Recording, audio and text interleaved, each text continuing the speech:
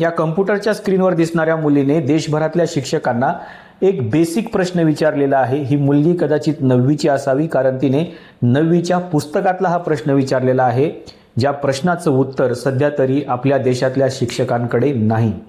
तिने प्रश्न काय विचारला हे एकदा आपण ऐकूया। हमें 9th में ये पढ़ाया जाता है कि हम डेमोक्रेसी क्यों चुनते हैं। इसके पेज नंबर 11 पे लिखा है कि a democratic government is a better government because it is a more accountable form of government.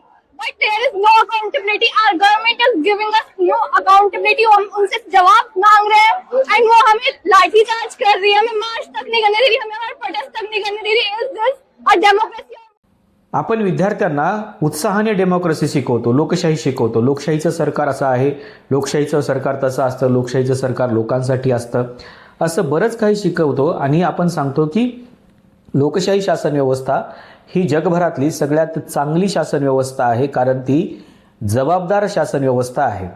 पण आता या मुलीने जो प्रश्न उपस्थित केलेला आहे तो प्रश्न बघितल्यानंतर आपल्याला असं दिसतं का की याचं उत्तर आपल्याकडे आहे?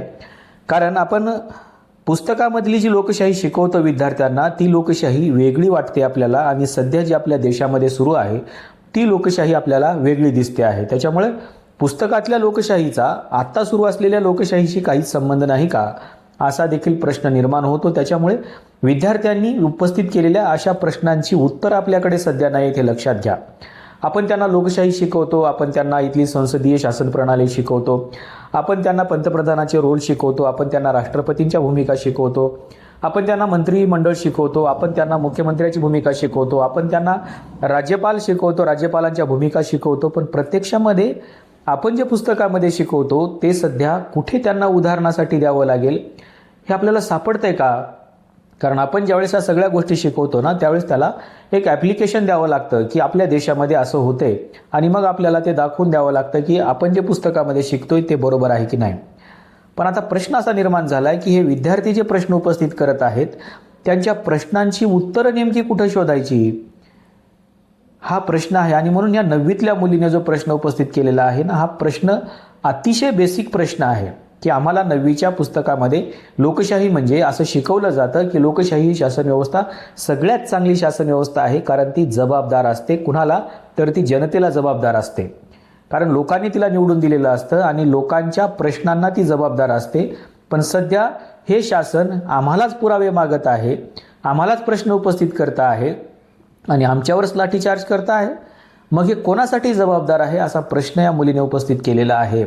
असे अनेक प्रश्न आहेत जे आपण 5वीच्या नागरिकशास्त्रापासून 12वीच्या राज्यशास्त्रापर्यंतचे जरी प्रश्न काढले तर यातल्या कुठल्याही प्रश्नाचं उत्तर सध्या आपल्या देशामध्ये सापडणार नाही, अशी परिस्थिती निर्माण झालेली आहे।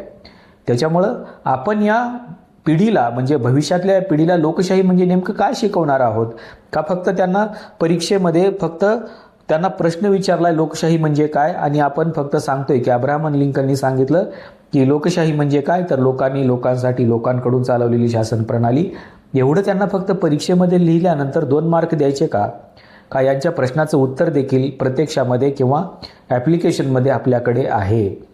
हा प्रश्न या देशातल्या शिक्षकांना आहे, हा प्रश्न इथल्या व्यवस्थेला आहे, आणि हा प्रश्न इथल्या विचारवंतांना देखील आहे, जे सांगतात की लोकशाही म्हणजे नेमकं काय। तर याचं उत्तर तुम्हाला शोधावं लागेल, या उत्तरासाठी तुम्हाला ॲप्लिकेशन द्यावं लागेल, तरच या JNGचं समाधान होईल। आपल्याकडे या मुलीच्या प्रश्नाचं उत्तर आहे का? असेल तर ते नक्की काय उत्तर आहे हे सांगायला विसरू नका। कमेंट बॉक्समध्ये तुमच्या उत्तराची प्रतीक्षा राहील।